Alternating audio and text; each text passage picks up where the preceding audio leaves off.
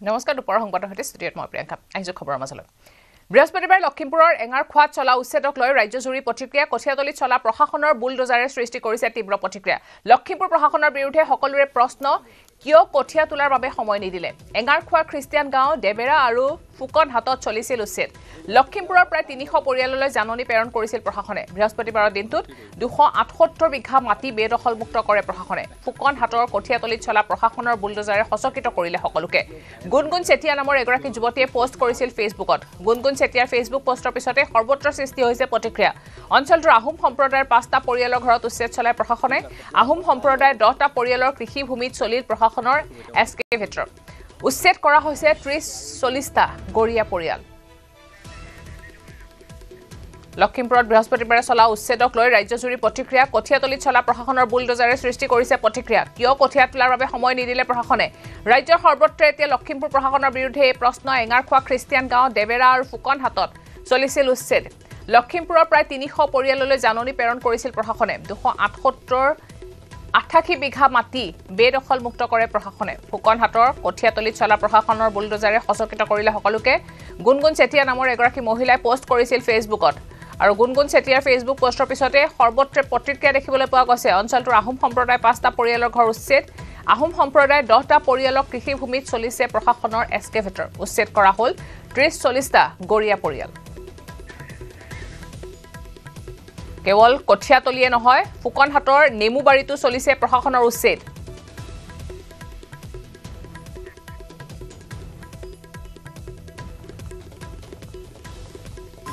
ইয়াতে এভেকশন হল কালি ফুকনহাট গেজিং আমি গেজিঙৰ বাসিন্দা নহয় আমি মিয়াটি পট্টা মাটিতে আছো কিন্তু ঘৰৰ ওচৰতে মাটি এনে পৰি আছিলে আজি অত দিনে আমি খেতি অকমান কৰি ঘৰখন চলাই আছিলো কোনো ধৰণৰ ব্যৱস্থা নোহোৱাকৈ কালি বাৰীখন ভাঙি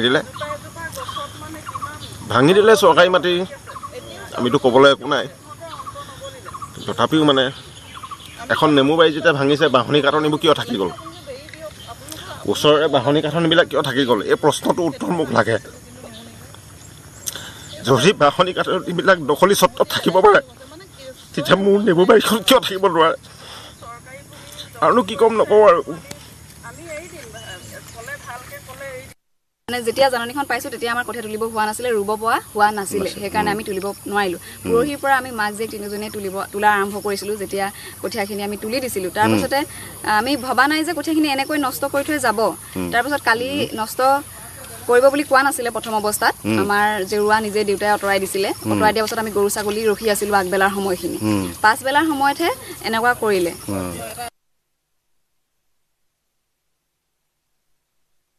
বিধায়কে আমাক অকণমান সহায় কৰিব লাগে ক্ষতিপূৰণ দিব লাগে তেতিয়া আমি ভাল পাম ৰুবলৈ আমাক নাই ইয়াতে আমাৰ কঠীয়া গোটেই বছৰৰ কাৰণে কঠীয়া ইয়াতে পাৰোঁ এতিয়া কঠীয়া গোটেই নষ্ট হৈ গ'ল নষ্ট হোৱা কি কঠীয়া আছিলে ইয়াত জহা আৰু আইজং আৰু বৰা আছিলে আৰু টিটিপি আছিলে গোটেইখিনি চেছ কৰি পেলালে একেবাৰে গোটেই হাল বাই পেলালে 3-4 চন অনুৰোধ জনাইছিলে নকৰিবলৈ অনুৰোধ জনাইছিলোঁ আমি হেৰি নকৰিবলৈ অনুৰোধ জনাইছিলোঁ পিছত সিহঁতি এৰি থৈ যোৱাৰ পিছত আমি পিছত তুলিম বুলি ঘৰলৈ গুচি গ'লোঁ ভাত খাবলৈ তাৰপিছত আকৌ সিহঁতি পিছত আকৌ হেৰি কৰি থৈ নষ্ট কৰি থৈ গুচি গ'ল আপোনালোকৰ নেমুবাৰীখন আপোনালোকৰ আছিলে নেকি আমাৰ আছিলে কি ক'ব এতিয়া আমি কি ক'ম আৰু এতিয়া নেমু গছ ভাঙিলেই আমিতো একো কৈ ৰখাব নোৱাৰিলোঁ আমি চেষ্টা কৰিছিলোঁ কিন্তু আমি ইয়াত কোনো ঘৰ বনাই থকা নাছিলোঁ গছপুলি ৰোৱা নাছিলোঁ এখন নেমু বাগান বনাই চলি আছিলে এটা পৰিয়াল কালি শেষ কৰি থৈ গ'ল ইয়াতে কোনো কোম্পানী আহে ফেক্টৰী আহে আমি তাৰ আগত কোৱাহেঁতেনো আমি উঠাই দিলোঁহেঁতেন এতিয়া এনেই পেলাই থৈ গুচি গ'ল এনেকৈ সময় নিদিলে কিমান নেমু আছে কলি হৈ আছে গোটেই নেমুৱে ভৰ্তি হৈ আছে প্ৰত্যেকজোপা গছতে এতিয়াও হাজাৰ নেমু লাগি আছে অন্ততঃ সেইখিনি ছিঙিবলৈ বা কিবা আহিলে তাৰ আগত আমি আজৰি কৰি দিওঁ আমি বেয়া চেয়া চব খুলি দিলোঁ আমি আজৰি কৰি দিলোঁ অন্ততঃ ভাঙি থৈ নোযোৱাকৈ এনেকৈ এৰি থৈ গুচি যাব লাগিছে তেওঁলোকেই লৈ লওক কাষত বহুতো কাঠনি আছে বাহনি আছে সেইবিলাক একো কৰা নাই কিন্তু এই নেমু কিজোপাটো মানে ৰাষ্ট্ৰীয় ফল ঘোষণা কৰিছিলে জাতীয় ফল ঘোষণা কৰিছিলে জাতীয় ফলটোৱে যদি এনেকুৱা অৱস্থা হয় তেনেহ'লে বাকী থাকিলে কি সেইটোৱে ক'ম আৰুনো কি ক'ম চৰকাৰলৈ এটাই অনুৰোধ অন্ততঃ খিলঞ্জীয়াৰ ওপৰত এনেকুৱা অত্যাচাৰ চলাব নাপায় গুণগুণ চেতিয়াৰ ভিডিঅ'ৰ পিছত এতিয়া বিৰোধী দলপতি দেৱব্ৰত শইকীয়াই কৰিছে প্ৰতিক্ৰিয়া এইখন চৰকাৰে মানৰ নিচিনা ব্যৱহাৰ কৰিছে অসমৰ ৰাইজক লাগান চিনেমাখনৰ নিচিনা ঘটনা হৈছে কালিৰ ঘটনা কলা চাহাব কেইটামানে ব্ৰিটিছৰ অত্যাচাৰৰ নিচিনা ব্যৱহাৰ কৰিছে ইয়াৰ বাবে ৰাজ্যপালক পত্ৰ লিখিছো কেৱল লক্ষীমপুৰতে নহয় বেলেগ জিলাতো এনেকুৱা হৈছে তাৰ বাবে ৰাজ্যপালক পত্ৰ লিখা হৈছে খিলঞ্জিয়াৰ ভূমিত উচ্ছেদ গৰিহণাযোগ্য অসমৰ মানুহৰ ওপৰত বিজেপি অত্যাচাৰ কৰি আছে সময় বিচৰাৰ পিছতো তেওঁলোকক সময় নিদিলে চৰকাৰে এনেদৰে প্ৰতিক্ৰিয়া কৰিছে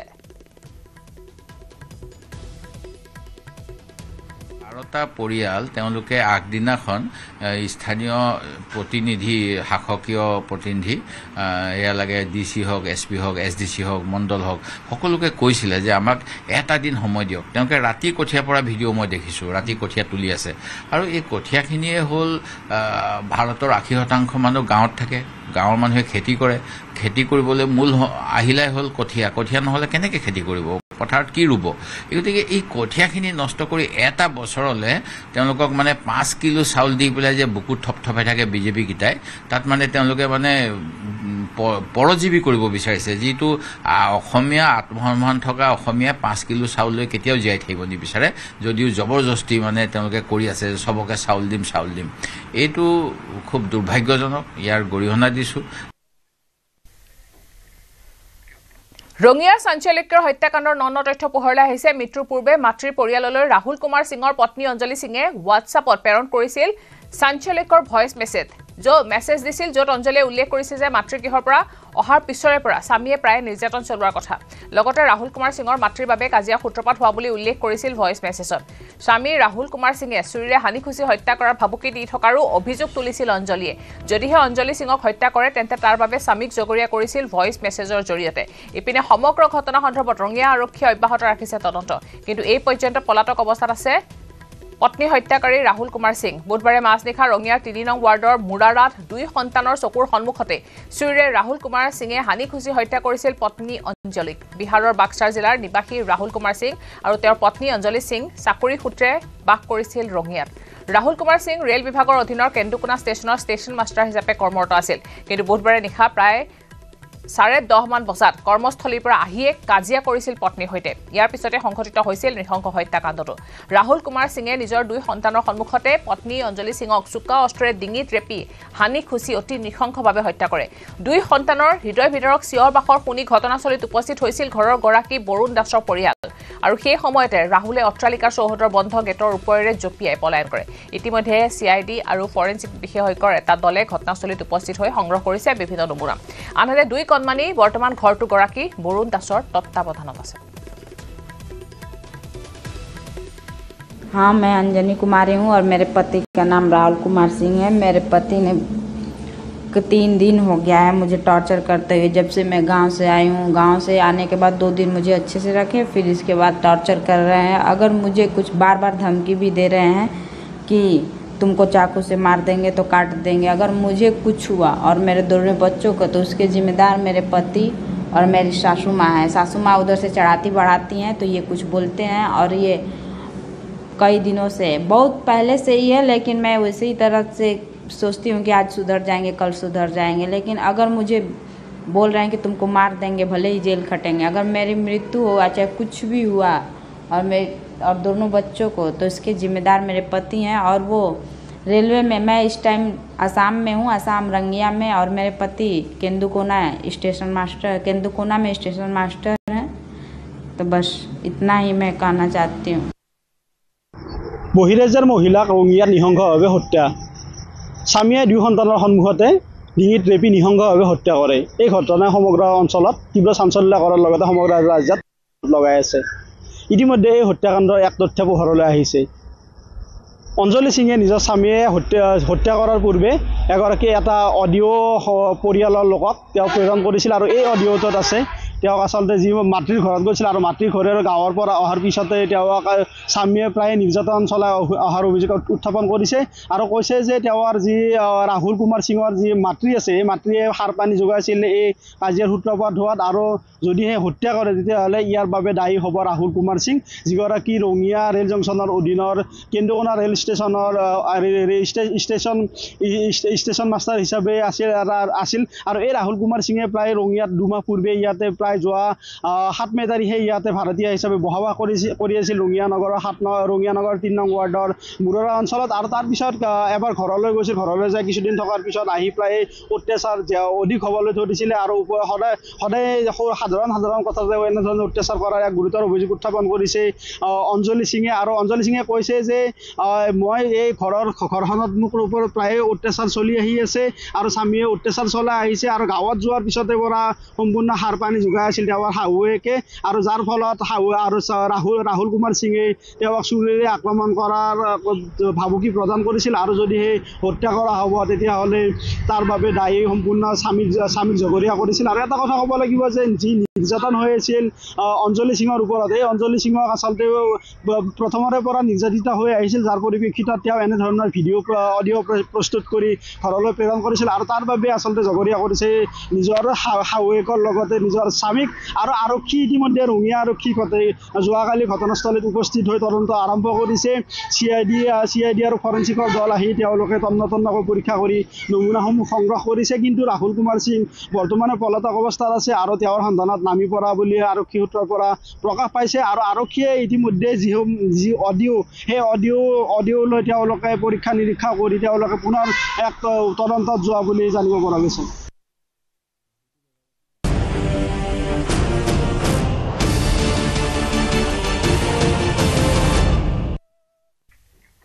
বৃহস্পতিবাৰে লখিমপুৰৰ এঙাৰখোৱাত চলা উচ্ছেদক লৈ ৰাজ্যজুৰি প্ৰতিক্ৰিয়া। কঠিয়াতলীত চলা প্ৰশাসনৰ বুলডোজাৰে সৃষ্টি কৰিছে তীব্ৰ প্ৰতিক্ৰিয়া।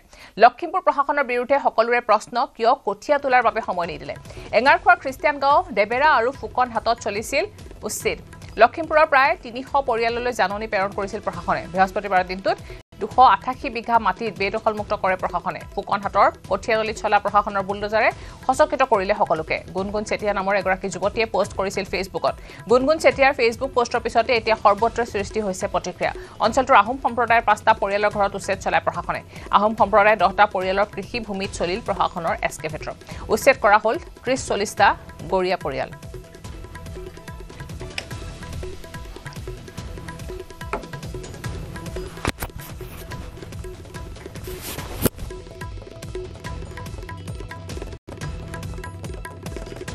আপুনি কৈ থাকে যে নহয় আপুনি অকল মুছলমান মানুহক উচ্ছেদ কৰে, মিয়া মানুহক উচ্ছেদ কৰে, কিন্তু কালিতো আপুনি লখিমপুৰত আমাৰ আহোম মানুহ 19 ঘৰক আপুনি উচ্ছেদ কৰি দিলে। 19 ঘৰ আহোম মানুহকো উচ্ছেদ কৰি দিলে। মই প্ৰথমতে লখিমপুৰৰ শিঙিমাৰী গাঁৱৰ আৰু এঙাৰখোৱা গাঁৱৰ উচ্ছেদিত প্ৰত্যেকটো পৰিয়ালৰ প্ৰতি সহমৰ্মিতা প্ৰকাশ কৰিছোঁ, দুখৰ সমভাগী হৈছোঁ আৰু অসমৰ মুখ্যমন্ত্ৰীক তেওঁলোকক অনতি বিলম্বে ক্ষতিপূৰণসহ তেওঁলোকক বিকল্প মাটি প্ৰদান কৰিবৰ কাৰণে দাবী উত্থাপন কৰিছোঁ। 48 ঘণ্টাৰ ভিতৰত লখিমপুৰ জিলা প্ৰশাসন আৰু অসমৰ মুখ্যমন্ত্ৰীয়ে আৰু বিধায়ক মানৱ ডেকাকো সকীয়াই দিছোঁ 48 ঘণ্টাৰ ভিতৰত যাতে এই মানুহবিলাকক বিকল্প মাটি আৰু এটা ঘৰ বনাবৰ কাৰণে পইচা, ঘৰ ভাঙি দিয়া হৈছে। আটাইতকৈ ডাঙৰ কথা, পাৰি থোৱা কঠীয়াৰ ওপৰত আপোনাৰ JCB চলাই দিছে। কালি যেতিয়া সেই দৃশ্যটো দেখিছোঁ ফেচবুকত, মানে আপোনাৰ কলিজাখন কঁপি গৈছে। অসম চৰকাৰখন যে জনগণ বিৰোধী চৰকাৰ, সেইটো চাবৰ কাৰণে কেৱল লখিমপুৰৰ সেই কঠীয়াৰ ওপৰত চলোৱা যিখন বুলডোজাৰ সেইখন চাই দিলে হৈ যায়। আৰু সদায় মুখ্যমন্ত্ৰীয়ে কৈ থাকে যে খিলঞ্জীয়াক মই উচ্ছেদ নকৰোঁ। কালিতো খিলঞ্জীয়াই কান্দিলে লখিমপুৰত, কালিতো খিলঞ্জীয়াই কান্দিলে। গতিকে মই অতি সোনকালে লখিমপুৰৰ শিঙিমাৰী আৰু এঙাৰখোৱাত হোৱা উচ্ছেদৰ প্ৰত্যেকটো পৰিয়ালক ক্ষতিপূৰণসহ ঘৰ বনাবৰ কাৰণে মাটি আৰু টকা দিবৰ কাৰণে অসমৰ মুখ্যমন্ত্ৰী, বিধায়ক মানৱ ডেকা আৰু লখিমপুৰ জিলা প্ৰশাসনক দাবী জনাইছোঁ। মুঠতে ৰাজ্যজুৰি প্ৰতিক্ৰিয়াৰ সৃষ্টি হৈছে। ইফালে ৰবিন আৰ্মি আহি আছে গুণগুণৰ গাঁৱলৈ। 6 জুলাইত লখিমপুৰৰ গুণগুণহঁতৰ গাঁৱত উপস্থিত হ'ব ৰবিন আৰ্মি। 12 বজাত লখিমপুৰৰ ত্যাগ ক্ষেত্ৰত মিলিত হ'ব ৰবিন আৰ্মি। 12:30 বজাত গুণগুণহঁতৰ গাঁৱত উপস্থিত হ'ব ৰবিন আৰ্মি আৰু ৰবিন আৰ্মিক সহযোগ কৰিব বিচৰা জাতিপ্ৰেমী স্বাভিমানিক নিৰ্দিষ্ট 2 স্থানত উপস্থিত থাকি জাতি সত্তাৰ মনোবল বৃদ্ধি কৰিবৰ বাবে আহ্বান জনাইছে ৰবিন আৰ্মিয়ে মানস ৰবিনৰ নেতৃত্বত এই ৰবিন আৰ্মি আহিব তালৈ ইতিমধ্যে এই ঘটনাক লৈ ৰাজনৈতিকভাৱেও অথবা সাংস্কৃতিক মহলতো তীব্ৰ প্ৰতিক্ৰিয়াৰ সৃষ্টি হৈছে খিলঞ্জীয়াৰ ওপৰত এনেধৰণে বুলডোজাৰ চলিছে অথবা এই এক্সকেভেটৰৰ সহায়ত যি উচ্ছেদ চলিছে তাক লৈ এতিয়া সৰব হৈ পৰিছে সকলো কঠীয়া হিচা হৈছিল সেই সময়তে হঠাৎ আহি এই কঠীয়াৰ ওপৰেৰে এইসমূহ নিৰ্দিষ্ট এক্সকেভেটৰ আৰু আন গাড়ী চলিল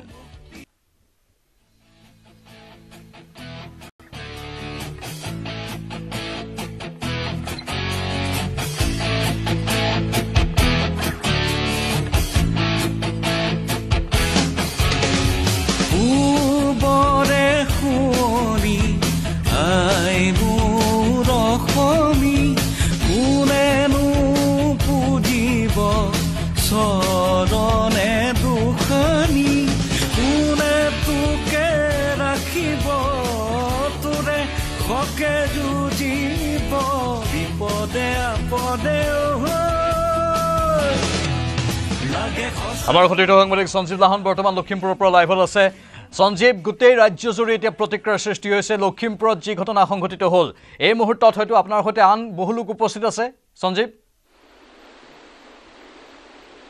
প্ৰাঞ্জল চাওক কালি যিটো দৃশ্য প্ৰত্যক্ষভাৱে মই যেতিয়া দেখিছিলোহি মই প্ৰকাশ কৰিব পৰা নাছিলো শব্দৰে বুকু কঁপি উঠিছিল কাৰণ আমি কৃষকৰ সন্তান কৃষকৰ আশাৰ কঠীয়াতলিত দৰাত যেতিয়া বুলডোজাৰ চলে নিৰ্মম যেতিয়া বুলডোজাৰ চলাই যেতিয়া চেপেটা কৰি দিয়ে মাটিৰ লগত মিলাই দিয়ে তেতিয়া এজন কৃষকৰ অন্তৰখন কেনেকুৱা লাগে সেয়া সকলোৱে জানে গুণগুণ চেতিয়া আছিলে সেই ইউটিউবাৰ গৰাকী গুণগুণ চেতিয়াই তাৎক্ষণিকভাৱে যেতিয়া নেকি প্ৰশাসনৰ বুলডোজাৰ চলি আছিল গুণগুণ চেতিয়াৰ কঠীয়াতলিত তেতিয়া তাৎক্ষণিকভাৱে মোবাইলত বন্দী কৰি ছচিয়েল মিডিয়াত এৰি দিছিলে তাৰ পিছতে তীব্ৰ প্ৰতিক্ৰিয়া সৃষ্টি হৈছিলে আৰু তাৰ পিছ মুহূৰ্ততে প্ৰথমেই আমি নিউজ 18 অসম নৰ্থ ইষ্ট আহি এই গুণগুণ চেতিয়াৰ কাষত আমি থিয় হৈছিলো আৰু একেলগে একে কণ্ঠে আমিও প্ৰতিবাদ কৰিছিলো যে খিলঞ্জীয়াৰ ওপৰত এই অত্যাচাৰ কিয় কৃষকৰ আশাৰ কঠীয়া দৰাৰ ওপৰত চলাই দিয়া হল বুলডোজাৰ কোনে অধিকাৰ দিলে উচ্ছেদৰ নামত গুণগুণ চেতিয়াৰ যি আশাৰ কঠীয়াতলি দৰা গুণগুণ চেতিয়াৰ দেউতাক জিতেন চেতিয়াৰ যি আশাৰ কঠীয়াতলি দৰা কিয় শেষ কৰি পেলোৱা হল মাত্ৰ 2 ঘণ্টা বিচাৰিছিলে এই পৰিয়ালটোৱে এই কথাখিনি আমি কালি প্ৰকাশ কৰিছিলো বাতৰি মাধ্যমে আৰু তাৰ পিছতে ৰাজ্যজুৰি বিভিন্ন মহলত তীব্ৰ প্ৰতিক্ৰিয়া সৃষ্টি হৈছিল আৰু বিভিন্নজনে ফোন কৰি আৰু অন্ততঃ এটা কথা ক'ব লাগিব যে আমাৰ বাতৰি ছচিয়েল মিডিয়াৰ প্লেটফৰ্মত যেতিয়া সম্প্ৰচাৰ হৈছিলে এনেকুৱা কিছুমান মন্তব্য আহিছিলে যে সেই হাজাৰ হাজাৰ মন্তব্যৰ ভিতৰত এটাও মন্তব্য গুণগুণৰ বিৰুদ্ধে অহা নাছিল সকলোৱে গুণগুণ চেতিয়াৰ বা গুণগুণ চেতিয়াৰ পৰিয়ালটোৰ প্ৰতি সমৰ্থন জনাই লখিমপুৰ জিলা প্ৰশাসনৰ এনে কাৰ্যক তীব্ৰ ধিক্কাৰ দিছে নিশ্চয় মন্তব্য শুনিম সঞ্জীৱ মন্তব্য শুনাক আপুনি হয় আমি গুণগুণ ফুকনক মুখলৈ ওচৰলৈ পুনৰ প্ৰথমতে যাব বিচাৰিম যে তোমাৰ যিটো কালি প্ৰথম প্ৰতিবাদ তাৰপিছতে আমি আহি উপস্থিত হলোহি ৰাজ্যজুৰি প্ৰতিক্ৰিয়া আজি আকৌ কোনে কোনে কেনেদৰে ফোন কৰিছে কিবা কোনোবা ফোন যোগে বাৰ্তা কৈছে আচলতে প্ৰথমতে মই আপোনালোকক বহুত বহুত ধন্যবাদ জনাইছো কাৰণ সেই প্ৰথম আপোনালোকে আহিছিলে আমাক চাবলৈ যে কঠীয়াদৰা কি হ'ল কি নাই হোৱা এইটো অৱস্থাত আপোনালোকে উপস্থিত হৈছিলেহি এইখিনি কাণ্ড কৰি থৈ যোৱাৰ পাছতে আৰু এতিয়া বিভিন্নজনে মতামত আগবঢ়াইছে সকলোৰে মতামত আমি ভালেই পাইছো ইমান ধুনীয়াকৈ সহায় সহযোগ কৰিছে আচলতে আমাক উৎসাহ আৰু অনুপ্ৰেৰণা দিয়া খুবেই দৰকাৰ এইখিনি সময়ত সকাহ দিছে হয় সঁচাকৈ এইখিনি মন্তব্য পাই আমাৰ অলপ হ'লেও ভাল লাগিছে যথেষ্টখিনি আমি ভাল পাইছো ইমান ধুনীয়াকৈ মতামত সকলোৱে আগবঢ়াইছে আৰু যিহেতু হৈয়ে গ'ল কালি এনেকৈ অনিষ্ট কৰি থৈ গ'ল আমিতো কালি ভবা নাছিলো এনেকৈ অনিষ্ট কৰি থৈ যাব বুলি ৰবিন আৰ্মি আহি আছো বুলি কৈছে মানস ৰবিনৰ নেতৃত্বত ৰবিন আৰ্মি আহি আছো বুলি কৈছে কি কয় গুণগুণে মানস ৰবিনো আহি আছে ৰবিন আৰ্মি মানস ৰবিনৰ নেতৃত্বত যিটো টিম গঠন হৈছে ৰবিন আৰ্মি আহি আছে তোমালোকক লগ কৰিবলৈ আমাৰ এই বাতৰিবিলাকৰ বা তোমাৰ ছচিয়েল মিডিয়াৰ সঁচাকৈ বহুত বেছি ভাল লাগিছে মানে ইমান যে ওলাই আহিছে সকলোৱে এই ক্ষেত্ৰত মাত এষাৰ হলেও মাতিছে সেইখিনিতে আমি উৎসাহ পাওঁ বেলেগ একো নহলেও আমি বহুত উৎসাহিত হওঁ জীয়াই থকা উৎসাহ পোৱা যায় যিহেতু আমি খেতিয়কৰ এটা পৰিয়াল আমি খেতিৰ ওপৰত নিৰ্ভৰশীল আমি সকলোৱে খেতি কৰি জীৱন নিৰ্বাহ কৰি আছো আৰু সকলোৱেতো ভাত খায় ইয়াত যিসকলে আমি আকৌ পাতিম কিন্তু প্ৰাঞ্জল এটা কথা যে এই গুণগুণ চেতিয়াৰ পৰিয়াললৈ ফোন কৰিছিলে বিধায়ক মানৱ ডেকাই ফোন কৰি কি ক'লে, সহমৰ্মিতা প্ৰকাশ কৰিলে নে নাই, কেনেকুৱা ধৰণৰ সহায় কৰিব, সেই গোটেইখিনি মই এইবাৰ জানিব বিচাৰিম গুণগুণ চেতিয়াৰ ভগ্নীৰ, জ্যেষ্ঠ ভগ্নীৰ, নহয় জানো? বাইদেউ নহয় জানো? কি কৈছিলে? ফোন কৰি আপোনাৰ কঠীয়া দিয়া কথা কৈছে বা এগ্ৰিকালচাৰ অফিচৰ লগত কথা পাতিছো বুলি কৈছে। আজিকালি নাৰ্চাৰীটো কঠীয়া পায় তেনেকে কৈছে আৰু কঠীয়া যিটো হয় কৈছে। কেনেদৰে কথা পাতিছিলে, কি কথা পাতিছিলে? ফোন কৰিছিলে, দাদা এজনে ফোনত ফোন কৰিছে, ফোন কৰি কৈছে আৰু কঠীয়াটো দি দিম বুলি। যদি আমাৰ ইয়াতো কৰবাত কঠীয়া পাওঁ আমাক নিজে লৈ ল'ব কৈছে, পইচাটো তেখেতে পঠাই দিম বুলি কৈছে। মানে নাপালে মানেও তেওঁ 2 দিনৰ ভিতৰত ব্যৱস্থা কৰি দিম বুলি কৈছে। আপোনালোকৰ ফালৰ পৰা প্ৰশ্ন কৰা হৈছিলে নেকি যে খিলঞ্জীয়াৰ ওপৰত এনেদৰে বুলডোজাৰ কিয় চলালে, উচ্ছেদ কিয় কৰিলে, সেইখিনি প্ৰশ্ন কৰিছিলে? সেইখন প্ৰশ্ন কৰিব পৰাকৈ সুবিধা নাই দিয়া বাৰু, সোধাও নাই। মই আগতেও কৈ আহিছো মাটি আমাক নালাগে। মই সেই মানৱ ডেকা ডাঙৰীয়াকো মই কৈছো যে আমাক মাটি আমাক নালাগে বা মাটিৰ কাৰণে আমি কালি মানে মাটি লাগে বুলি আমি কোৱা নাছিলো। ভিডিঅ'টোতো আমি কৈছো মাটিৰ কথা আমি কোৱা নাছিলো। অকল আমি অলপ সময় বিচাৰিছিলো যাতে আমাক কঠীয়াখিনি উঠাবলৈ দিয়ে। মানে আমাক সেইকণ সময় নিদিলে। সেইটো ক্ষেত্ৰত মণ্ডলো জগৰীয়া বুলিয়ে ক'ব লাগিব এতিয়া, কাৰণ মণ্ডল সেইটো টাইমত এইডোখৰতে ৰখি আছিলে। মণ্ডলজনৰ নাম মই নাজানিম দেউতাই গম পাব, নহয় জানো? আৰু প্ৰাঞ্জল, এবাৰ মই জিতেন চেতিয়া, গুণগুণৰ দেউতাক, গুণগুণৰ পৰিয়ালৰ একেবাৰে মুৰব্বী, আপোনাৰ লগত কথা পাতিম। আপোনাৰ কোন কোন আহিছিলে কালি উচ্ছেদ চলাবৰ কাৰণে? কিবা নামকেইটা নাজানো। SDC বাইদেউ আহিছিলে, তাৰপৰা DC ছাৰ আহিছিলে। SDC আমাৰ লখিমপুৰৰ, যেনিবা আমাৰ লখিমপুৰৰ। তাৰপিছত নামকেইটা মই নাজানো। তাৰ মণ্ডলো আহিছিলে, আটাইকেইজনে কৈছিলো। তেতিয়া তেখেতলোকে এতিয়া যিভাগে চলালে, কিন্তু চৰকাৰৰ ক্ষমতাটো দেখুওৱা নাই। তেখেতলোকৰ যিটো ক্ষমতা, যিটো পাৱাৰ, সিহঁতৰ টেম্পাৰ, তাৰমানে সেইটোহে দেখুৱালে। চৰকাৰৰ আমি দুখা নাই, কিন্তু তেখেতলোকে ইমান বাৰ বাৰম্বাৰ কওঁতো কিমান বাৰ আমি কৈছো, ৰিকুৱেষ্ট কৰিছো, নামানিলে। সিহঁতৰ নিজৰ পাৱাৰটো সিহঁতি দেখুৱালে, নিজৰ যিটো পাৱাৰ, তাৰমানে সেইটোৱে টেম্পাৰেচাৰ পাৱাৰ। পিছত আকৌ এতিয়া খা খবৰ কৰিছে আপোনাৰ ছোৱালীলে, কন্যালে ফোন কৰিছে মানৱ ডেকাই, কথা পাতিছে। মানৱ ডেকাই ফোন কৰিছে, মিছা ক'লে নহ'ব। মানৱ ডেকাই ধুনীয়াকৈ ফোন কৰি পেলাই কৈছে, কঠীয়া দিয়াৰ কথাও কৈছে। এগ্ৰিকালচাৰৰ পৰা হেৰি কৰি দিম, চাম, যদি এইফালে তোমালোকে পোৱা আমি পইচা দিম, তোমালোকে কিনি ল'বা, তেনেকে কথাটো কৈ জনাইছে আমাক। কেনেদৰে গ্ৰহণ কৰিছে এইটো কথা আপোনালোকে গ্ৰহণ কৰিব পাৰিছে নে? গ্ৰহণ কৰিব মানে এতিয়া গ্ৰহণটো শুনিছো আৰু এতিয়া কি হ'ব সময়ে ক'ব। এতিয়া সেইটো সময়ে ক'ব এইটো। কিন্তু ডাঙৰ কথা যে এই পৰিয়ালটোৱে মাত্ৰ 2 ঘণ্টা বিচাৰিছিলে। গুণগুণৰ মাতৃ লগতে ভগ্নী আটাইকেইজনে ৰাতি 2 বজালৈকে কঠীয়া তুলিছিলে। 2 ঘণ্টাও সময় নাটনি হ'ল। কালি আপোনাৰ কঠীয়া তোলা হাতখনো দেখুৱাইছিলে বা কেনেদৰে ৰাতিলৈকে কষ্ট কৰিছিলে আকৌ কওক।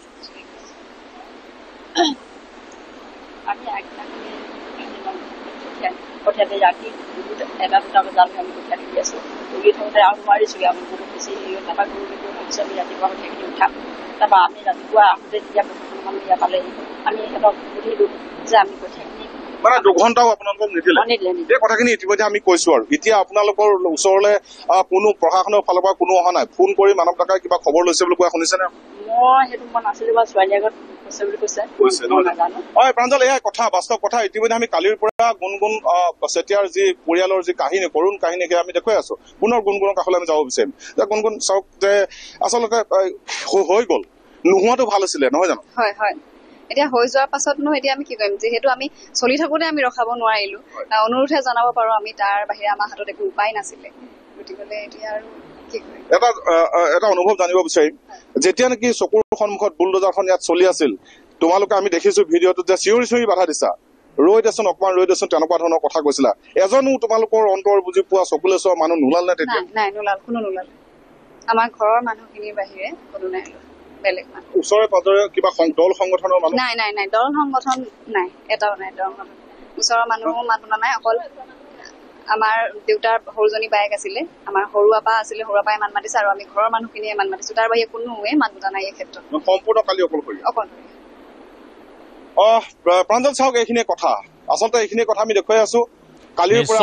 সঞ্জীৱ, প্ৰশাসনে উচ্ছেদ অভিযান চলাইছে, বেদখলমুক্ত কৰিবলৈ চেষ্টা কৰিছে, তাত সহমত থাকিব। কিন্তু যেতিয়া কোনো ধৰণৰ জাননী বা আগতীয়াকৈ কোনো ধৰণৰ বিশেষভাৱে এইসকল লোকক নজনোৱাকৈ যেতিয়া উচ্ছেদ চলাব, তেওঁলোকৰ এই মহামূল্যৱান সময়খিনি, তেওঁলোকে যি খেতিৰ বাবে ব্যয় কৰিছে, তেওঁলোকৰ কষ্টখিনি যেতিয়া অথলে যাব, তেতিয়া প্ৰতিক্ৰিয়াৰ সৃষ্টি হ'বই। সেই প্ৰশাসনৰ লোকসকল, সেই মণ্ডলজন বা চক্ৰ বিষয়াৰ কাৰ্যালয়, সেই লোকসকল, তেওঁলোক স্বাভাৱিকতে জবাবদিহি হ'ব লাগিব। সঞ্জীৱ, নিতান্ত প্ৰাঞ্জল জবাবদিহি হ'ব লাগিব। চাওক, কিন্তু আৰু এটা কথা প্ৰথমে কৈ লওঁ যে এই পৰিয়াল, এই যিবিলাক নেকি ভিজিআৰত বহি আছে, এই পৰিয়াল সকললৈ 4 দিনৰ সময়সীমা বান্ধি দি জাননী দিছিলে লখিমপুৰ জিলা প্ৰশাসনে।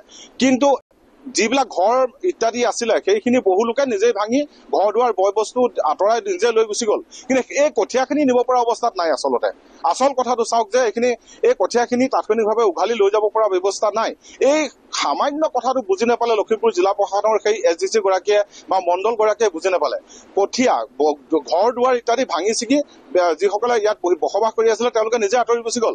কিন্তু কঠীয়াখিনি তেওঁলোকে উঠাই নিবৰ কাৰণে মাত্ৰ 2 ঘণ্টা বিচাৰিছিলে। এই 2 ঘণ্টাটোকে দিব নোৱাৰিলে। এই কথাটোকে মই পুনৰ আপোনাৰ ওচৰলৈ আহিম। চাওক, ঘৰ দুৱাৰটো আপোনালোকে সজা নাছিলে বা যিবিলাকে ঘৰ দুৱাৰ সাজি আছিলে তেওঁলোকে নটিচ পোৱাৰ পিছত জাননী পোৱাৰ পিছত আঁতৰি দিছিলে চাগে। তেখেতলোকে নিজে নিজে চবে আঁতৰি পেলাই টিং চিং চব ভাঙি চিঙি চব নিজে তেখেতলোকে লৈ গৈছে। আমিও জেওৰা চেওৰা ভাঙি আমি আজৰি কৰি দিছোঁ। কঠীয়াকেইডাল আমি বাৰু ৰখিয়ে থাকিম, গৰু ৰখি পেলাই আমি নিজে তুলি নিম বুলি কৈছিলোঁ। সেইটো নামানিলে। তেখেতলোকে তাৰমানে চৰকাৰৰ ক্ষমতাৰো দেখুওৱা নাই। তেখেতলোকে নিজস্ব ক্ষমতা দেখুৱাই পেলাই টেম্পাৰ দেখুৱাই পেলাই গোটেইখন বুলডোজাৰ চলাই পেলাই গোটেই ধ্বংস কৰি মানে প্ৰশাসনৰ নীতি নিয়ম মনাৰ পাছতো কঠীয়াখিনি স্বাভাৱিকতে এনেধৰণে হঠাৎ উঠাই নিব নোৱাৰে। সেইখিনি সাধাৰণ জ্ঞান কোনো সেইসকল মণ্ডল সেইসকল ৰাজচক্ৰ বিষয়াৰ কাৰ্যালয়ৰ বিষয়ববীয়া নহ'ল। আচৰিত কথা। আমি সঞ্জীৱ আপোনাৰ সৈতে পুনৰ যোগাযোগ কৰিম, আপুনি লাইনত থাকক। কিন্তু গুণগুণ চেতিয়াই যেতিয়া কালি ঘটনা সংঘটিত হৈছিল তাৰপাছত সামাজিক মাধ্যমত যিটো পোষ্ট দিছিল তাৰ কিয়দাংশ আগবঢ়াব বিচাৰিছোঁ। আপোনালোকে নিজে কওক, কালি ৰাতি যেনেকৈ আমি কঠীয়াখিনি তুলি আছিলোঁ বহুত কথা কৈছিলে নহয়। এতিয়া চাওক, ভাল লাগিছেনে আপোনালোকৰ এতিয়া দেখি? চাওক এয়া চাওক, কঠীয়াখিনি আমি এদিনৰ কাৰণে ৰাখিব কৈছিলোঁ, এদিনৰ কাৰণে ৰখা নাই। এতিয়া এনেকৈ কঠীয়াৰ ওপৰত এনেকৈ কৰি দিছে। এতিয়া আপোনালোকক কালিতো আমি ইমান ৰাতি কঠীয়া তুলি আছিলোঁ, আপোনালোকে দেখা পাইছিলে। মই ভিডিঅ' যোগে জনাইছিলোঁ আপোনালোকক। তাৰপাছত চাওক, ইমান আমি ৰিকুৱেষ্ট কৰিছোঁ আমি যে আজিৰ কাৰণে ৰৈ দিয়ক কঠীয়া। এদিন ৰখা নাই, এদিন ৰখা নাই। চাওক এদিন ৰখা নাই, কৈছিলোঁ যে আজি পিছবেলা কঠীয়া উঠাম। কালি ৰাতি আমি কঠীয়া এনেকুৱা নষ্ট কৰিছে। ৰাস্তা বনাবলৈ ৰাস্তা মানুহ আহিব নহয়। কৈছোঁ যে আজি অলপ পাছত কঠীয়া ফ্ৰেছ বনাই দিছে। আমি খেতিৰ ওপৰত নিৰ্ভৰ কৰি খাই আছোঁ বুলি আপোনালোকে সকলোৱে জানে। মাত্ৰ এদিন সময় বিচাৰিছিলোঁ আমি। মই আগৰ ভিডিঅ' যোগেদি আপোনালোকক জনাইছিলোঁ যে আইতা ঢুকোৱাৰ কাৰণে আমি ৰুব নোৱাৰিলোঁ এবাৰ। তাৰ পাছত এনেকুৱা কৰিছে। কাকো আমি ৰিকুৱেষ্ট কৰিছোঁ, কোনো ৰিকুৱেষ্ট শুনা নাই।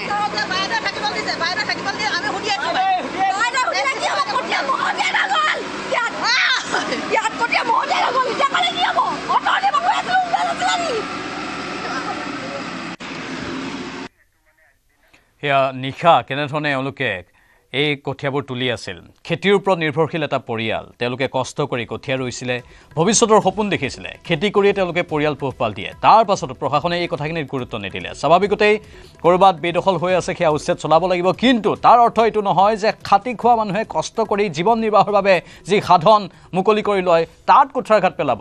তাৰ বাবে সময় বিচাৰিছিল। তেওঁলোকে কৈছে এদিন আৰু সময় পালেই তেওঁলোকে গোটেই কঠীয়াখিনি তাৰ পৰা আঁতৰাই নিব পাৰিলেহেঁতেন, সেই সময়খিনিও নিদিলে প্ৰশাসনে। আচৰিত হোৱা কথা, স্বাভাৱিকতে প্ৰতিক্ৰিয়াৰ সৃষ্টি হোৱাৰ কথা।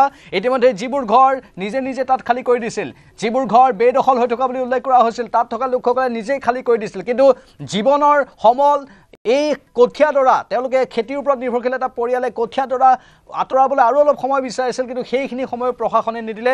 নিশাৰ ভাগত চাওক, গুণগুণৰ পৰিয়ালে কেনেধৰণে কঠীয়া তুলি আছিল। তেওঁলোকে চেষ্টা কৰিছিল, কিন্তু মানুহৰ হাতেৰে ইমান কম সময়ত গোটেইখিনি কাম সমাধান নহয়। কাৰণ এয়া এদিনৰ কাম নাছিল, বহুদিনৰ কাম আছিল, আৰু সেই বহুদিনৰ কাম হঠাৎ এটা ৰাতিতেই তেওঁলোকে সমাপন কৰি দিব নোৱাৰে। তাৰ বাবে সময়ৰ প্ৰয়োজন। তেওঁলোকৰ হাতত কোনো অন্য যন্ত্ৰ পাতিও নাছিল। হাতে হাতে প্ৰতিগৰাকী পৰিয়ালৰ সদস্যই হাতে হাত ধৰি এই কামখিনি কৰিবলৈ চেষ্টা কৰিছিল, কিন্তু পৰ্যাপ্ত সময় নোপোৱাৰ বাবে তেওঁলোকে কৰিব নোৱাৰিলে। আৰু পুৱাৰ ভাগত আহি প্ৰশাসনৰ বুলডোজাৰ চলিল তাত। আচৰিত হৈছে সকলো।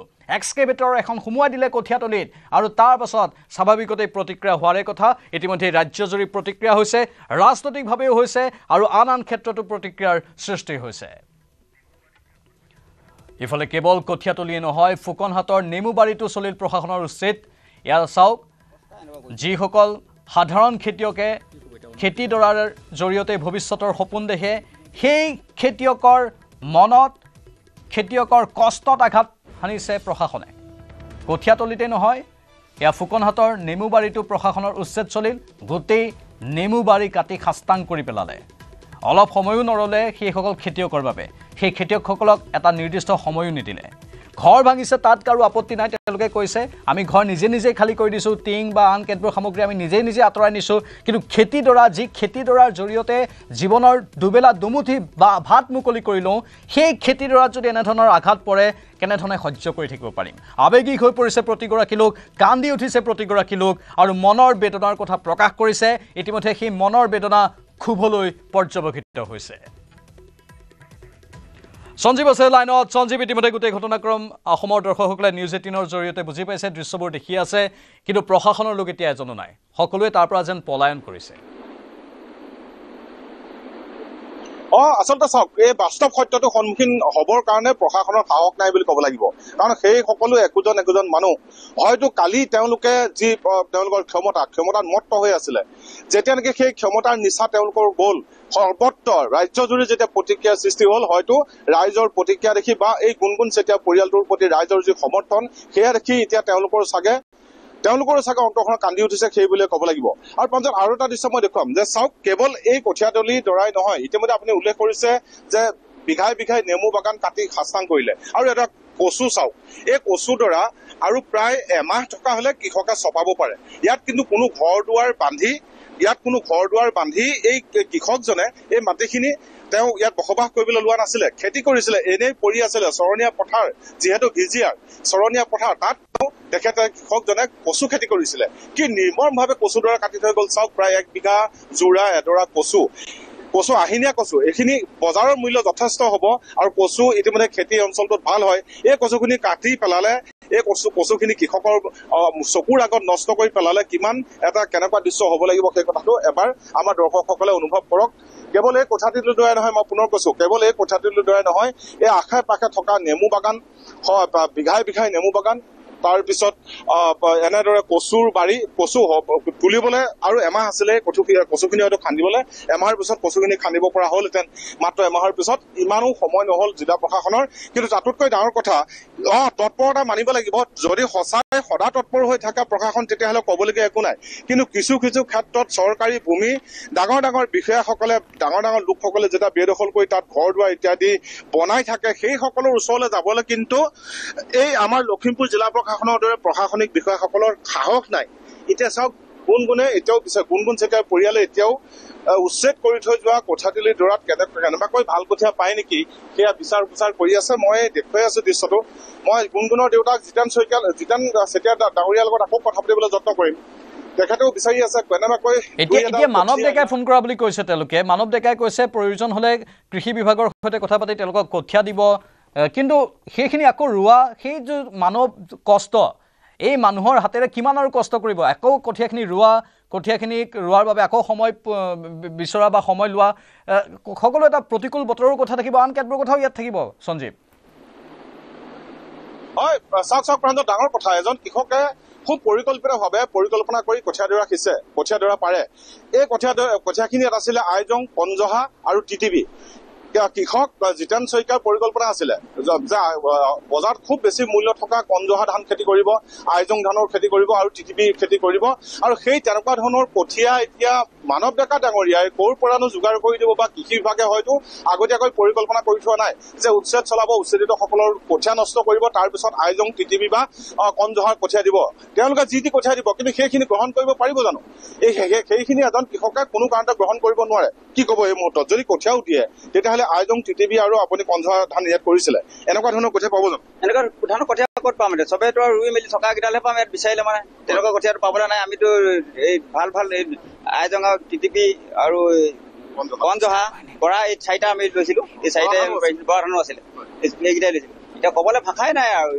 কম কি আৰু এতিয়া এনেকুৱা হৈ আছে আচলতে যিটো এতিয়া মানৱ ডেকাই ফোন কৰি আপোনালোকক এইবোৰ সহায় কৰাৰ কথা কৈছে আচলতে এইখিনি ঘৰিয়ালৰ চকু পানীৰ দৰে হৈছে নেকি যে তেখেতে যি প্ৰতিক্ৰিয়া ৰাজ্যজুৰি সৃষ্টি হ'ল চৰকাৰখনৰ বিৰুদ্ধে লখিমপুৰ জিলা প্ৰশাসনৰ বিৰুদ্ধে যি ৰাজ্যজুৰি প্ৰতিক্ৰিয়া সৃষ্টি হ'ল তীব্ৰ প্ৰতিক্ৰিয়া সৃষ্টি হ'ল তাত সেও মানিছে নেকি আপোনাৰ মনে কি কয় মনে এতিয়া মইনো কি ক'ম তেখেতলোকে জানে সেইটো মইতো সেইটো ক'ব নোৱাৰিম তেওঁলোকে কি ভাবিছে যে ধানটোৰ প্ৰতি কণটো বোলে মানুহ দুজনৰ প্ৰতি বোলে মনটো তেনেকে কথাটো কোৱা নাই তেখেতলোকে কি ভাবিছে তেখেতলোকে জানে আৰু সেইটো আৰু মূলত কথা হ'ল যদিও এতিয়া কঠীয়া দিয়ে বা কঠীয়াৰ মূল্য দিয়ে আপুনি পৰিকল্পনা যেনেদৰে খেতিডৰা কৰাৰ কথা ভাবিছিলে তেনেকে চাগে নোৱাৰিবগে একেবাৰে শেহৰ কথা নোৱাৰিম আৰু সেইটো যিভাগে ভাবিছিলো আমি কৰিম বুলি সেইভাৱে এতিয়া কৰিব নোৱাৰিলোৱেই। এতিয়া অৱস্থা এয়া হ'ল। এতিয়া তেখেতলোকে এতিয়া যিসকল আহিছে পঠিয়াইছিলে ইয়াত তেখেতলোকে নিজস্ব ক্ষমতা পাৱাৰ দেখুৱালে। যেনেকৈ বনৰীয়া হাতীয়ে মহতিয়াই থৈ যায় তেনেকৈ গোটেইখিনি মহতিয়াই থৈ গুচি গ'ল। সেইকাৰণে বহুত দুখ লাগিছে। জীয়াই থাকিবলৈ মন নোযোৱা নিচিনা হৈছে। এনেকুৱা হৈছে তেখেতলোকে নিজস্ব ক্ষমতা পাৱাৰ দেখুৱালে। ইমানকে কওঁতেও আমি ঘৰৰ গোটেইখন আহি কৈছিলোঁ, নেবানিলে তেখেতলোকে। এয়া কঠীয়া অৱস্থা এনেকুৱা কৰিলে। এতিয়ালৈকে আমি ভাত পানী খোৱা নাই। পথাৰত যিকেইডাল কঠীয়া আছিলে সেইদিনাখন ৰাতি তোলা সেইকেইডাল ৰুবলৈ পথাৰত থৈ আহিলোগে। এতিয়া অৱস্থা এনেকুৱা হৈছে। এতিয়া ৰুবলৈ যাবলৈ পোৱা নাই। এতিয়া এয়া আপোনালোক আহিছে, কি হ'ব? মানৱ ডেকাই কৈছে দিবও পাৰে নিদিবও পাৰে। ফুলজাৰিয়ে মাৰিছে নে আমি কেনেকৈ জানিম? এতিয়া সেইটোতো আমি নাজানিম। পিছত সময়ে ক'ব কোনে কি দিছে, কোনে কি ভাবিছে। সেইটোহে তাকে ক'লো আৰু কমনো কি ক'বলৈ ভাষা নাইকিয়া হৈ আছে একেবাৰে। বুজি পাইছোঁ সঞ্জীৱ। নিশ্চয় সঞ্জীৱ, আমি উপলব্ধি কৰিছোঁ তেওঁলোকৰ মনৰ কথাখিনি আৰু প্ৰশাসনীয় সকলো কাম কাজতে এটা শৃংখলাবদ্ধতা বৰ প্ৰয়োজন সেই কথা কৈ থাকে। আমি সংবাদ মাধ্যম হিচাপে নিজাকৈ সেইখিনি ক'বলৈ নাযাওঁ, কাৰণ সেই কেইগৰাকী প্ৰশাসনৰ লোকক প্ৰশিক্ষণো দিয়া হয়। একোটা প্ৰশাসনীয় কাম বা নীতি নিয়ম যেতিয়া পালন কৰিবলৈ যাওঁতে কেনেধৰণে যাব লাগিব বা কিবাকিবি অন্য প্ৰসংগও যদি আহি যায়, বিতৰ্কিত কিছুমান কথা কেনেধৰণে হেণ্ডেল কৰিব লাগিব সেই সকলোৰে প্ৰশিক্ষণ থাকে। কিন্তু সেই প্ৰশিক্ষণবোৰ থকাৰ পাছতো একাংশ প্ৰশাসনীয় লোকে সেইবোৰ কামত নখটুৱায়, যাৰ ফলতেই এতিয়া ৰাজ্যজুৰি প্ৰতিক্ৰিয়াৰ সৃষ্টি হৈছে। কোনো আগপিছ নাভাবি এনেধৰণৰ কাম কৰাৰ ফলত এতিয়া ফল ভুগিব লগা হৈছে এনেধৰণৰ বহুকেইটা দুৰ্ভগীয়া পৰিয়ালে। এইফালে প্ৰতিক্ৰিয়া আহিছে বিভিন্নজনৰ। এইখন চৰকাৰ বুলডোজাৰৰ চৰকাৰ। তেওঁলোকে সময় বিচৰাৰ পিছতো সময় নিদিলে। কালিৰ সেই কঠীয়াখিনি দেখিলে এটাই মনত পৰে, কৃষকৰ নিষ্ঠাৰ নাই গীতটো। মীৰা বৰঠাকুৰৰ এই প্ৰতিক্ৰিয়া শুনাব বিচাৰিছোঁ।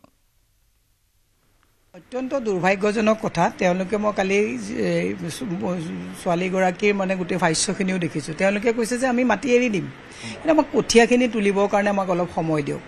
আৰু একচুৱেলি লখিমপুৰতে বুলিয়ে নহয়, এইখন চৰকাৰ বুলডোজাৰৰ চৰকাৰ, JCB চলোৱা চৰকাৰ এইখন চৰকাৰ।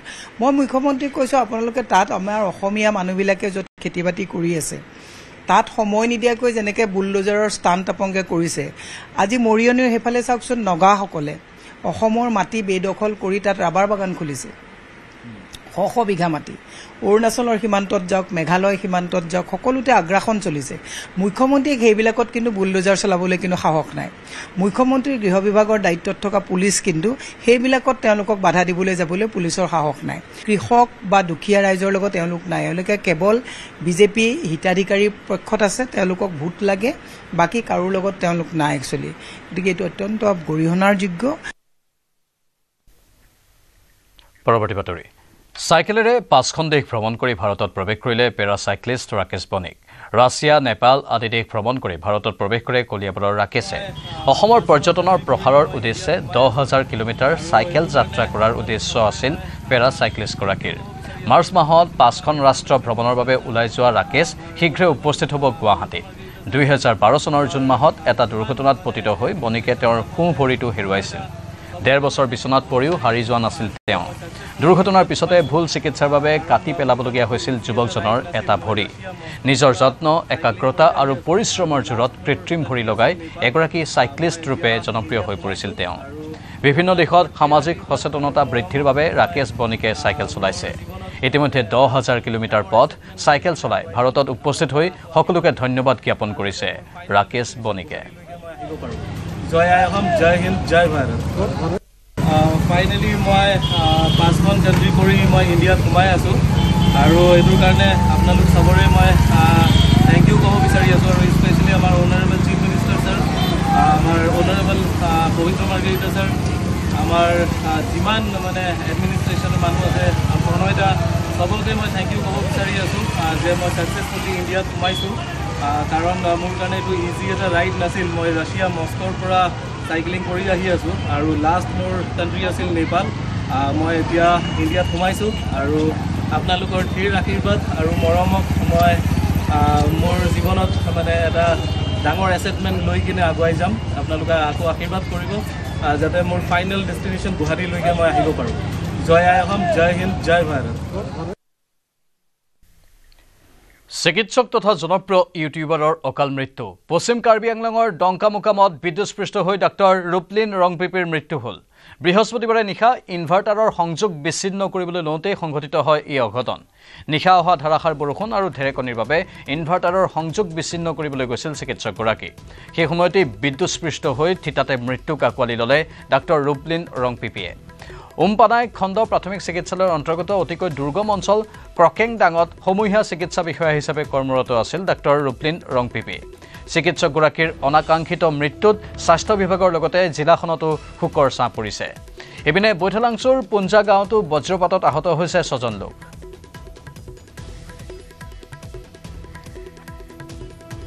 আহত আটাইকেইজনকে হস্পিটেলত ভৰ্তি কৰোৱা হৈছে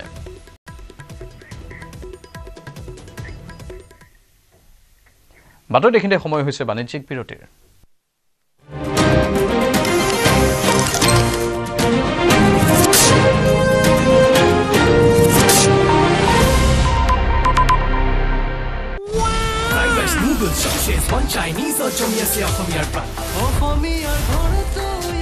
Sunrise Chinese Masala. এতিয়া ঘৰতে চাইনাটাউন কোনটো কোনোবা এটা দেখুৱাচোন মাত্ৰ মাইথন ষ্টিল হে দিব ঠিক আছে নে ষ্ট্ৰং মানে মাইথন ষ্টিল টেক্সট হেডলাইন্স আগবঢ়াইছে এভৰিডে মছালা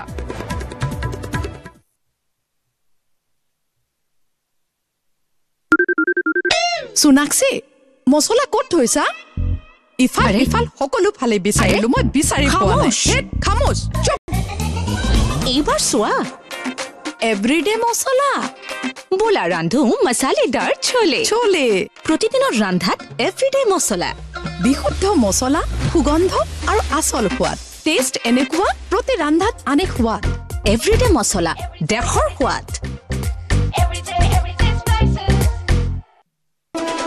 টেক্সট হেডলাইন্স আগবঢ়াইছে everyday masala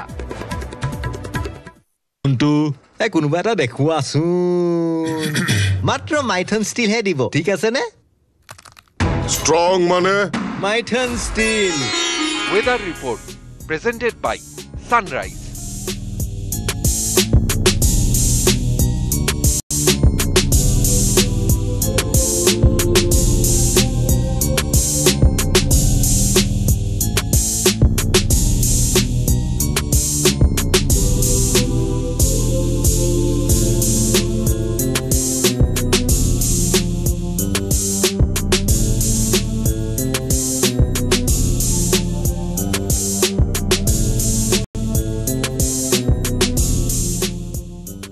Weather report presented by Sunrise. Delivery boy. ভাৰতক ট্ৰাম্পৰ নতুন চৰ্ত ভাৰতে আমদানি সম্পৰ্কীয় নীতি শিথিল কৰক অন্যথা 26% শুল্ক ভৰিবলৈ সাজু হওক হাতত সময় তাকৰ 9 জুলাইত বলবৎ হ'ব 26% শুল্কৰ ভাৰত আমেৰিকাৰ বাণিজ্য নীতি তাৰ পূৰ্বে ভাৰতৰ হৈতে নতুন চুক্তি সম্পাদনা হোৱাৰ আশা আমেৰিকাৰ ৰাষ্ট্ৰপতি ডোনাল্ড ট্ৰাম্পৰ Have a deal with India, possibly, and that's going to be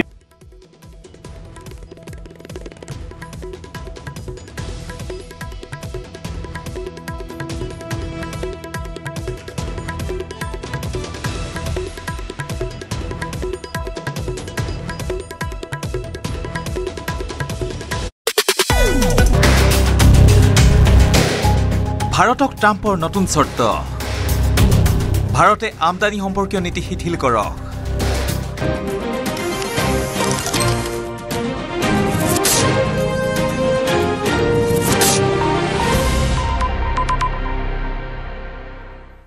আপুনি চাই আছে দুপৰৰ সংবাদ ৰাজ্যিক চিৰিয়াখানাত মেঘালয়ৰ ছাত্ৰ নিখোজক লৈ চাঞ্চল্য চিৰিয়াখানাত নিখোজ 22 বছৰীয়া বিল্ড মোৰ বইটমিট মহানগৰীৰ SPM একাডেমীত অধ্যয়নৰত ছাত্ৰজন প্ৰথমে চিৰিয়াখানাত এটা বেগ পাইছিল পেট্ৰলিং দলে জিৰাফ পইণ্টৰ কাষত উদ্ধাৰ হৈছিল ছাত্ৰজনৰ বেগটোৰ গৰাকীক বিচাৰি চলাইছিল অভিযান বেগটোৰ কিছু দূৰৈত উদ্ধাৰ হৈছিল টুপি আৰু মাস্ক বেগটোত আছিল এখন নোটবুক এই ঘটনা সন্দৰ্ভত চিৰিয়াখানা কৰ্তৃপক্ষই দাখিল কৰিছিল এজাহাৰ পুৱতি নিশালৈ স্নিফাৰ ডগৰ সহায়ত চলাইছিল অভিযান ছাত্ৰজন চিৰিয়াখানাৰ পৰা ওলাই যোৱাৰ সন্দেহ কৰিছে কৰ্তৃপক্ষই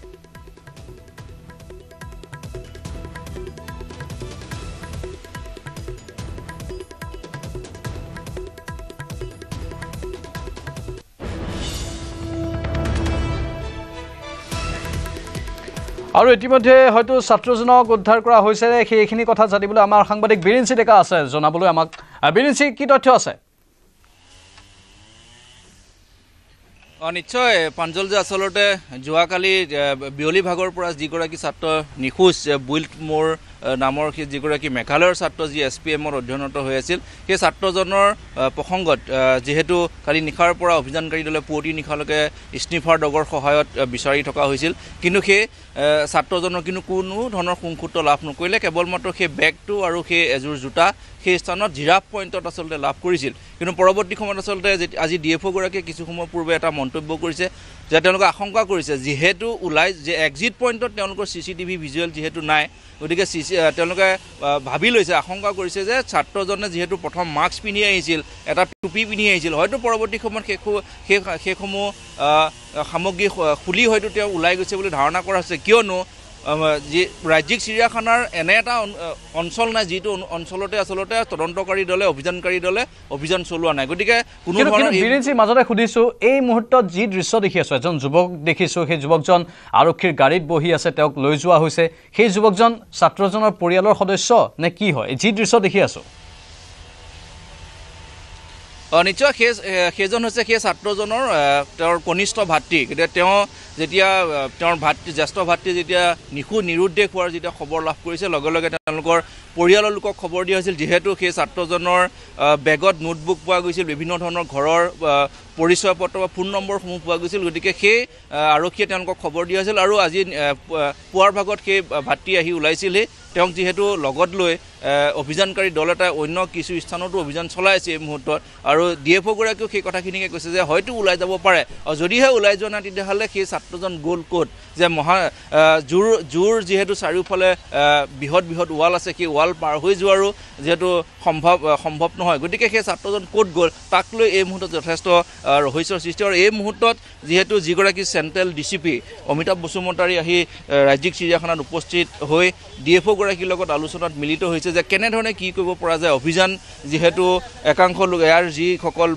বন বিভাগৰ লোক আছে সেইসকলে কিন্তু এই মুহূৰ্ততো অভিযান চলাই আছে কিছু ঠাইত যিসমূহ স্থানত সন্দেহজনকভাৱে থাকিব পাৰে গতিকে সেই কথাখিনি এই মুহূৰ্তলৈকে স্পষ্ট হোৱা নাই প্ৰথম সন্দেহ বিৰিঞ্চি DFO গৰাকীয়ে কৰিছে যে ছাত্ৰজন মাস্ক খুলি টুপি খুলি তাৰ পৰা ওলাই গৈছে মানে চিৰিয়াখানাৰ পৰা ওলাই গৈছে কিন্তু এতিয়াও স্পষ্ট হোৱা নাই সেইখিনি কথা নিশ্চয়কৈ তেওঁলোকে সেই কথাখিনি আচলতে সন্দেহ কৰিছে যে হয়তো ওলাই গৈছে যিহেতু এক্সিট পইণ্টত এণ্ট্ৰি পইণ্টত তেওঁলোকৰ CCTV আছে বাকী এক্সিট পইণ্টত CCTV নাই সেইকাৰণে যথেষ্ট অসুবিধাত পৰিছে যে ওলাই যোৱাৰ সেই ভিজুৱেলসমূহ তেওঁলোকে চাব পৰা নাই আৰু সন্দেহ কৰিছে যে প্ৰথম যিহেতু সোমাই আহিছিল মাস্ক পিন্ধি টুপি পিন্ধি হয়তো সেই টুপি আৰু মাস্ক হয়তো খুলি থৈ গুচি যাব পাৰে গতিকে তেতিয়া হয়তো কোনো লোকে তেওঁক সেই ছাত্ৰজনক চিনি নাপাব পাৰে গতিকে কি ছাত্ৰজনে কি কাৰণত এনেধৰণে জোৰলৈ আহি এনেধৰণে নিৰুদ্দেশ হ'ল সেই কথাটো এই মুহূৰ্তত ৰহস্যজনক গতিকে আৰক্ষীয়ে গীতানগৰ আৰক্ষীয়ে এই মুহূৰ্তত জোৰদাৰ গতিত অভিযান চলাই আছে য'ত যাব পাৰে তেওঁৰ বন্ধুবৰ্গ বা সেইসকলকো যিহেতু সোধাসুধি কৰি আছে তেওঁৰ যিটো ফোন নম্বৰ সেই ফোন নম্বৰো CVR তেওঁলোকে চাই আছে লোকেশ্যন ট্ৰেক কৰি আছে গতিকে হয়তো খুব কম সময়ৰ ভিতৰত সেই কথাখিনি ওলাই পৰিব যে সেই নিখোজ ছাত্ৰজন প্ৰকৃততে ক'ত গ'ল য'ত আহি নিখোজ হ'ল নে অন্য কোনো স্থানত গৈ তেওঁ আত্মগোপন কৰি আছে সেই কথাখিনি স্পষ্ট হ'ব গীতানগৰ আৰক্ষীয়ে যিধৰণে তদন্ত কৰি আছে সেই তদন্তত বিৰিঞ্চি ধন্যবাদ জনাইছোঁ আপোনাক এই মুহূৰ্তত আৰু চেণ্ট্ৰেল DCP তাত উপস্থিত হৈছে চিৰিয়াখানাত তেওঁলোকে সোধপোছ চলাইছে আৰু DFOৰ সৈতেও কথা পাতিছে পৰৱৰ্তী সময়ত আৰু অধিক তথ্য উদ্ঘাটন হ'ব বুলি আশা কৰা হৈছে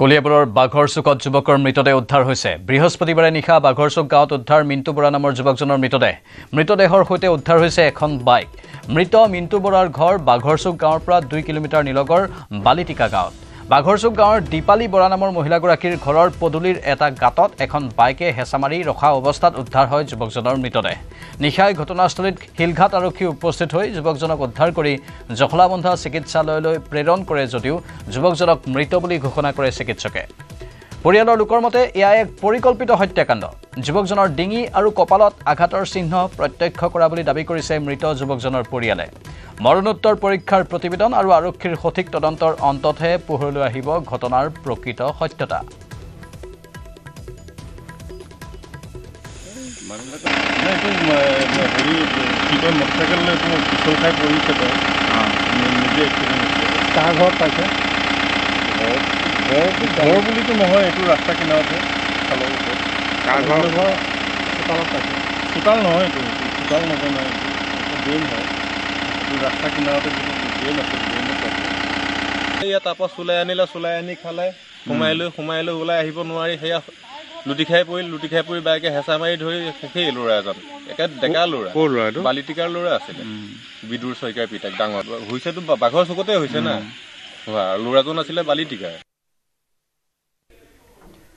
মণিপুৰত পুনৰ প্ৰতিবাদমুখৰ পৰিৱেশ হাতে হাতে বেনাৰ পোষ্টাৰ লৈ ধৰ্ণাত বহিল গৃহহাৰা পৰিয়াল বিষ্ণুপুৰ জিলাৰ উতলৌ আশ্ৰয় শিবিৰত প্ৰতিবাদত বহিল ভুক্তভোগী পৰিয়াল জীৱনৰ নিৰাপত্তাৰ লগতে পুনৰ ঘৰলৈ উভতাই পঠোৱাৰ দাবীৰে সাব্যস্ত কৰে উত্তাল প্ৰতিবাদ 2023 চনৰ 3 মেত সংঘটিত হিংসাত্মক ঘটনাৰ পিছৰে পৰা ঘৰ দুৱাৰ এৰি শিবিৰত আশ্ৰয় লৈছিল কেইবাটাও পৰিয়ালে প্ৰায় 2 বছৰ এমাহ আশ্ৰয় শিবিৰত কটোৱাৰ পিছত পুনৰ ঘৰলৈ যোৱাৰ ইচ্ছা পৰিয়ালকেইটাৰ কিন্তু পুনৰ সংস্থাপন সন্দৰ্ভত কোনো ধৰণৰ ব্যৱস্থা গ্ৰহণ নকৰাত ক্ষুব্ধ হৈ পৰে গৃহহাৰা পৰিয়ালকেইটা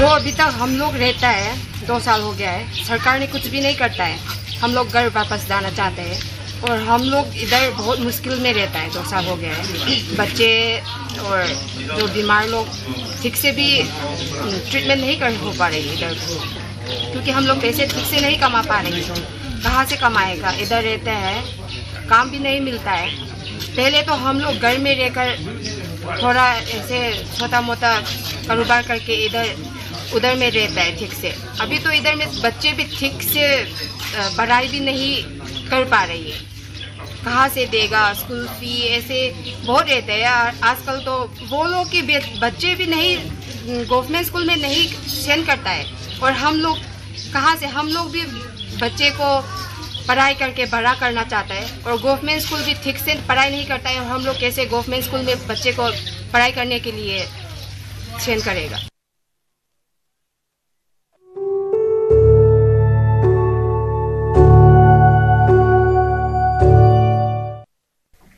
মোৰ প্ৰাণৰো প্ৰাণৰ মোৰ গানৰো গানৰ মোৰ দেশ প্ৰতিটো কামে মোৰ প্ৰতিটো চিন্তা এই দেশৰ বুকুত ৰচে হয় সোণোৱালী ভৱিষ্যতৰ সপোন এটি জনপ্ৰিয় কবিতাৰ পংক্তি এই কবিতাৰ কবি হীৰেন ভট্টাচাৰ্যৰ আজি পুণ্যতিথি প্ৰতিজন অসমীয়াৰ মন মগজুত যাৰ কবিতা খুদিত হৈ আছে যাৰ কবিতাৰ প্ৰতিটো পংক্তিয়ে জগাই তুলিব পাৰে দেশপ্ৰেমৰ লগতে মানৱ প্ৰেম সেইজনা সুগন্ধি পখিলাৰ কবি হিৰুদাৰ আজি ত্ৰয়োদশ পুণ্যতিথি 1932 চনত 28 জুলাইত যোৰহাটত জন্মগ্ৰহণ কৰা হীৰেন ভট্টাচাৰ্য অসমীয়া কবিতা প্ৰেমীৰ বাবে তেওঁৰ পৰিচিত নাম হ'ল হিৰুদা সুগন্ধি পখিলাৰ কবিৰ লগতে প্ৰেম আৰু ৰদালিৰ কবি বুলিও অসমীয়া সাহিত্য জগতত নাম আছে হীৰেন ভট্টাচাৰ্যৰ বহু কম বয়সৰ পৰা কবিতা লিখিবলৈ আৰম্ভ কৰা হীৰেন ভট্টাচাৰ্যৰ প্ৰথম কবিতা প্ৰকাশ হয় 1957 চনত 1972 চনত তেওঁৰ প্ৰথম কবিতা পুথিৰ সংকলন মোৰ দেশ মোৰ প্ৰেমৰ কবিতা প্ৰকাশ পাইছিল চিত্ৰবন মনন আৰু আন্তৰিক নামেৰে তিনিখন আলোচনী তেওঁ সম্পাদনা কৰিছিল হীৰেন ভট্টাচাৰ্য একমাত্ৰ গীতৰ সংকলন হ'ল তোমাৰ গান এইগৰাকী স্বনামধন্য কবিক প্ৰতিটো দিনে শুৱৰে সাহিত্য প্ৰেমীয়ে 2012 চনৰ আজিৰ দিনটোতেই সকলোকে বিদায় দি অজান দেশলৈ গুচি যোৱা হিৰুদালৈ সশ্ৰদ্ধ প্ৰণিপাত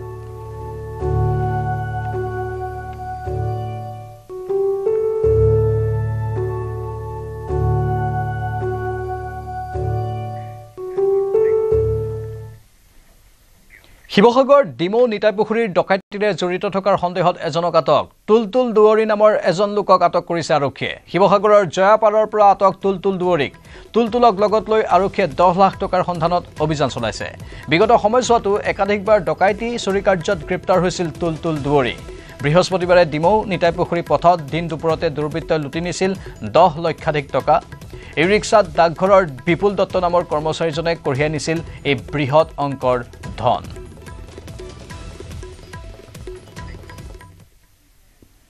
শ্ৰীভূমিত পুনৰ ফুট গধূলিতে চুৰি কাৰ্য বৃহস্পতিবাৰে নিশা প্ৰায় 8 মান বজাত চহৰখনৰ বনমালী ৰোডৰ এটা ঘৰত সংঘটিত হয় চুৰি কাৰ্য ঘৰত কোনো নথকাৰ সুযোগত চুৰে লুটি নিলে নগদ ধনসহ সোণৰ অলংকাৰ আৰু 3খন এটিএম কাৰ্ড সৌমিত্ৰ দাস নামৰ লোকজনৰ ঘৰত এই চুৰি কাৰ্য সংঘটিত হয় শ্ৰীভূমি সদৰ থানাত এজাহাৰ ভুক্তভোগী পৰিয়ালটোৰ